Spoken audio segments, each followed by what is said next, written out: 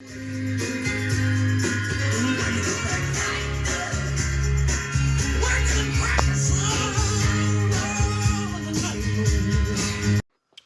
guys, I wanted to show you quickly how to wire up this is for the Bose 901. These are Series 6 ones. This is a Series 6 active equalizer. You have your selectors there, you have your adjustments there, but what I want to talk about is how to actually wire the thing up properly. You have your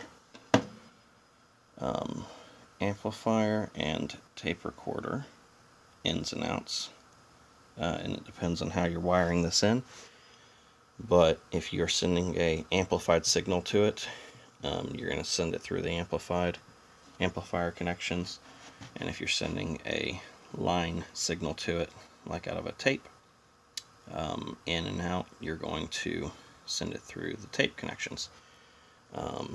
And it's important to have it wired up like that. It's important to the back side here, have it wired up on the play and record. If you have an amp in and out, you would be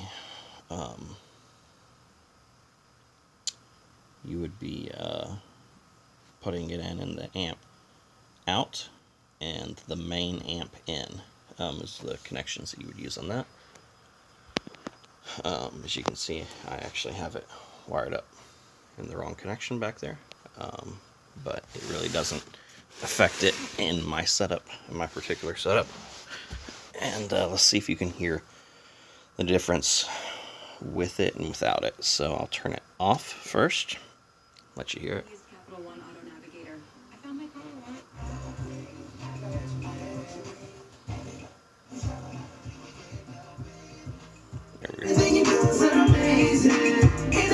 Without.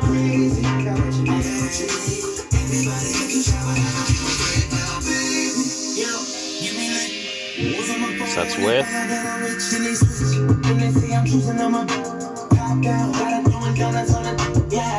Without.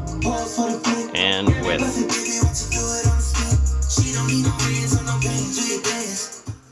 So as you can see, it's just a whole lot clearer sound. It's really flat sounding without the active equalizer, so it's really a needed component. But basically you just switch the I was literally telling it to run it through the tape monitor is what I was doing. So right there is saying, you know, no tape monitor, and flipped up I'm telling it to run it through the tape monitor that the active equalizers ran through. So that's how you actually wire it up, guys.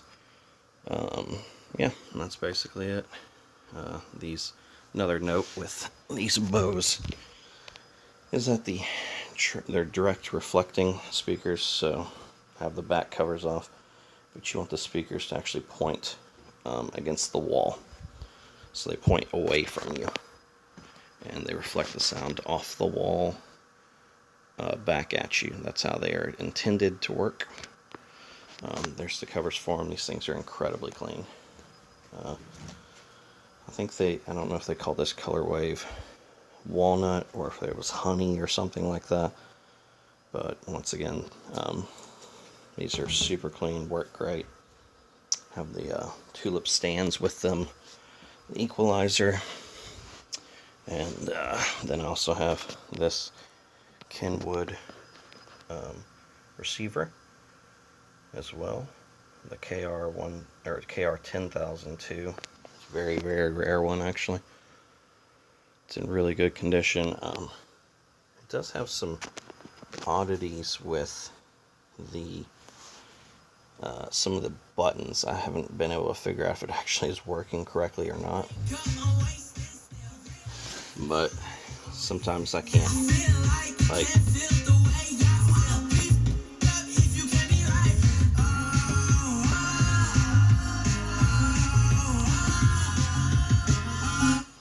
so like it should be selecting AM FM there, but it's not. Also the source Doesn't seem to change anything. I don't know if it's just that I have selections set to where it doesn't matter, or if if these switches actually need to be replaced. I'm not sure. Another thing, when you're using the active EQ, turn off your filters. So this has a high and low filters built in as well. Turn those off because they'll just interfere with what Bose is doing. Bose, if you're using the active EQ, just use that only and send raw signal to that.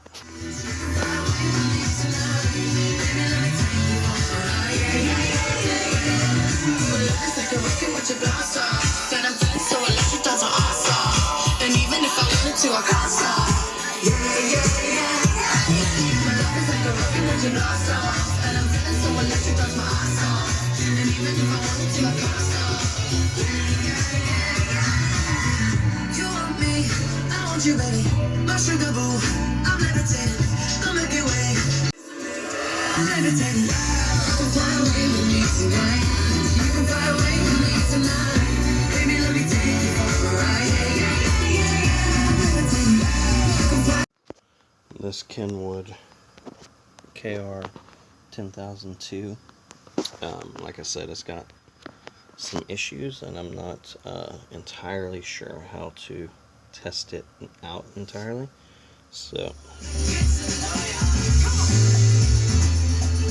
I can tell you it works, at least to do that. Some of these buttons, whenever I turn selectors, don't seem to change anything. So I would assume that it's probably going to need a couple of things repaired on it.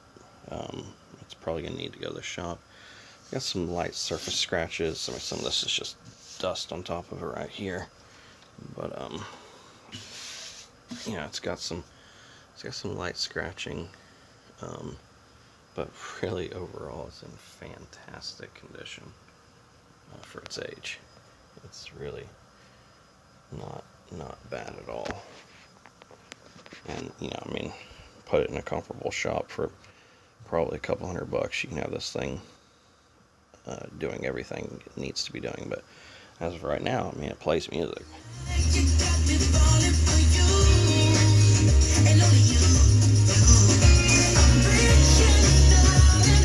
Yeah, so it plays music. Timer works, power works, filters work. So some of these things appear to do what I would expect them to do. Others of them, like this selector switch, for some reason doesn't change it when I turn it. But maybe that's my error. Maybe better. Tape monitor works. I know that for sure because I feed an EQ through it.